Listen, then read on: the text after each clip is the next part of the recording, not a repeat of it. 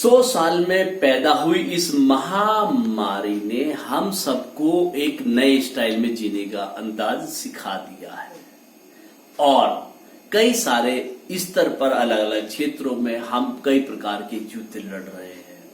अभी फिलहाल में वर्तमान में जो युद्ध चल रहा है वो चल रहा है कि पूरी दुनिया ये मान चुकी है, पता नहीं मानी है या एक माहौल बनाया जा रहा है, क्या है वो तो प्रैक्टिकली बाद में पता चलेगा। लेकिन जो मीडिया से बातें हमारी सूचनाओं तक आई हैं उसके आधार पर यह है कि चाइना ने कोरोना वायरस को डेवलप किया, जैसा कि अमेरिका ने डिक्लेयर कर दिया। और ऐसे में हमारे साथ में कई अलग अलग क्षेत्रों पर युद्ध लड़ता रहा है। सन 62 का युद्ध रहा जिसमें भले ही हम लोग हार गए, लेकिन उसके बाद डोकलाम का युद्ध जो कि बिना लड़ाई हम लोग जीत गए अपनी रणनीति के आधार पर। आजकल वर्तमान में नाथुला दर्रा, आपका नुब्रा वैली और जो कारगिल वाला जो पार्ट है, पेंगोंग लेक वाला जो हिस्सा है, उस हिस्से पर चाइना अपना धीरे धीरे जमीन को आगे बढ़ाने की कोशिश कर रहा है। ऐसे में एक देश के अंदर एक माहौल बन रहा है कि हम लोग तैयार हों कि उसके सामान को हम लोग ना खरीदें ताकि वो आर्थिक रूप से मजबूत ना हो सके। ऐसा कई सारे लोगों ने और साथियों ने कहा भी है और अपनी विचारधारा को समझाने की कोशिश भी की है। नो डाउट मैं भी एक भारतीय होने के नाते इससे सहमत हूं कि चाइना को आर्थिक रूप से कमजोर करने की जरूरत है ताकि चाइना कभी भी फिर कभी हिम्मत न जुटा सके उसको आर्थिक रूप से, ताकि वो हथियार ना खरीदे और फिर वो उन्हीं हथियारों का उपयोग हमारे लिए ना करे। बिल्कुल बात सही है। लेकिन इसके साथ साथ एक बार पहले भी मैंने अपने एक वीडियो में कहा कि जो मोबाइल हम लोगों ने खरीदे वो सब चाइना के बने हुए हैं। नंबर 1 ये हम खरीद चुके हैं, तो अब ये फिलहाल फेंकने का कोई उद्देश्य और उपयोगिता और समझदारी इसमें नहीं है। मैं सहमत हूं कि चाइना के सामान को आगे से ना खरीदा जाए, तो यही एक दिन में नहीं परिवर्तन होता या एक दिन में सारी चीजें खत्म नहीं होती। 100 साल में पैदा हुई इस महामारी ने हम सबको एक नए स्टाइल में जीने का अंदाज सिखा दिया है और कई सारे स्तर पर अलग अलग क्षेत्रों में हम कई प्रकार के युद्ध लड़ रहे हैं।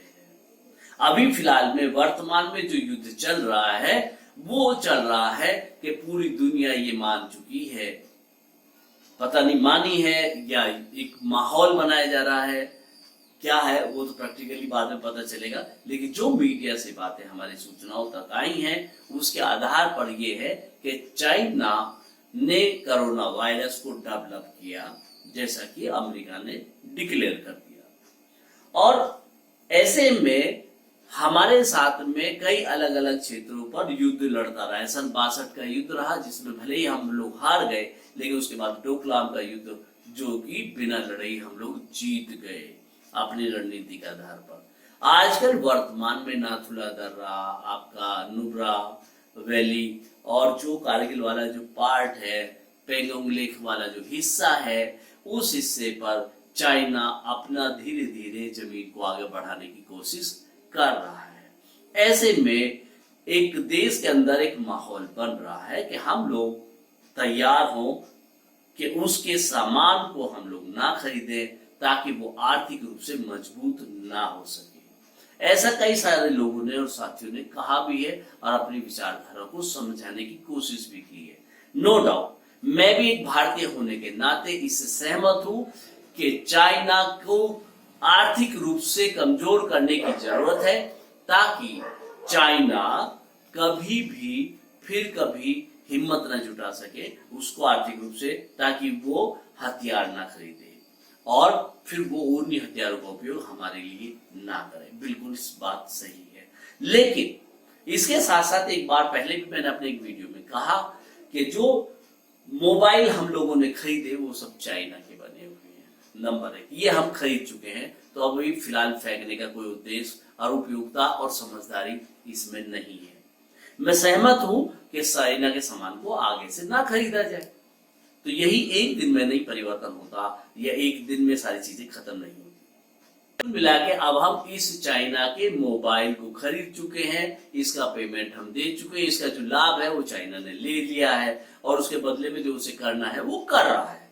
लेकिन एक चीज और, अगर हमें उस पर जीतना है और उसे विजय प्राप्त करनी है तो हमें कई और मोर्चों को अपना मजबूत बनाना पड़ेगा। हम लोग सिलिकॉन वैली के रूप में पूना और बेंगलोर को जानते हैं और उसे मजबूत भी किया है। लेकिन यहाँ छोटी सी चीज को समझने की जरूरत है कि चाइना की चीजें हमारे लिए क्यों प्रॉफिटेबल रहती है, भारत की बनी हुई नहीं क्यों नहीं। तो हमें भारत के विज्ञान को मजबूत बनाना पड़ेगा उससे लड़ने के लिए।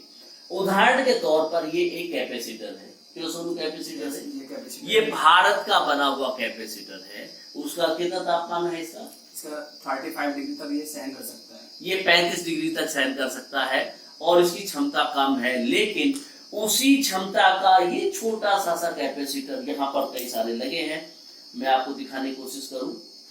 देखिए यहाँ, देखिए यहाँ पर 4-5 कैपेसिटर लगे हुए हैं और इससे ज्यादा ताकतवर है, तापमान भी शायद इससे ज्यादा ही सहन करेंगे।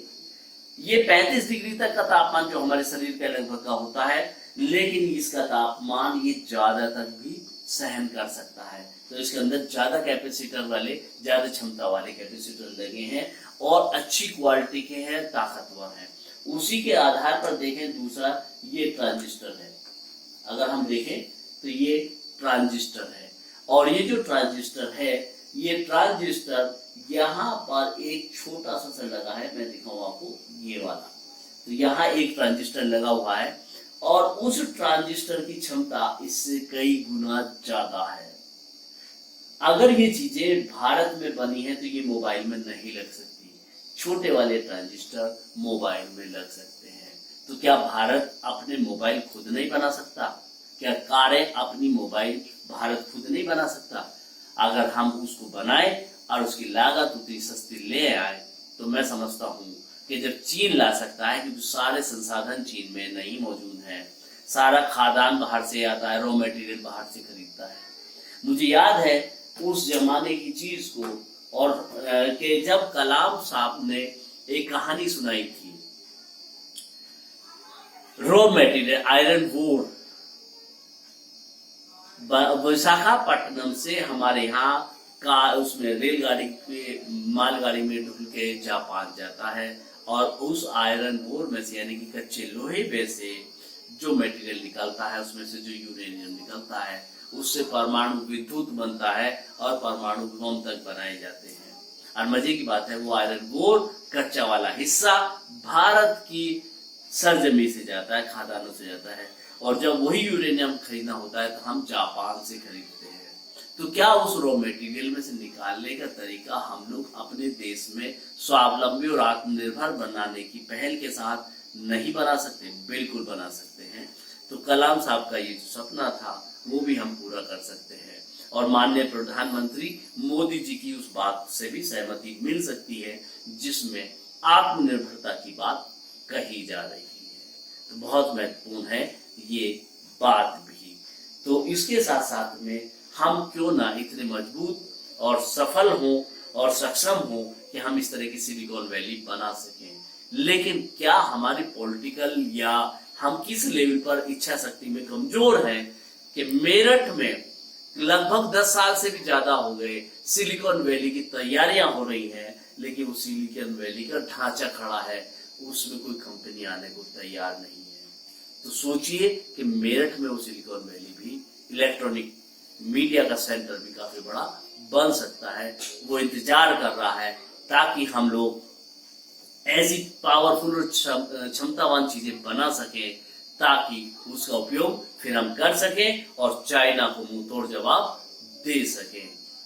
नमस्कार, आप सभी का स्वागत है। यह है देश का पहला विज्ञान चैनल। आप देख रहे हैं देश का पहला विज्ञान चैनल। विज्ञान आओ करके सीखे में आप सभी का स्वागत है। इस प्रकार की वीडियो या साइंटिफिक एक्टिविटीज से अपडेट रहने के लिए इस चैनल पर सब्सक्राइब कीजिए।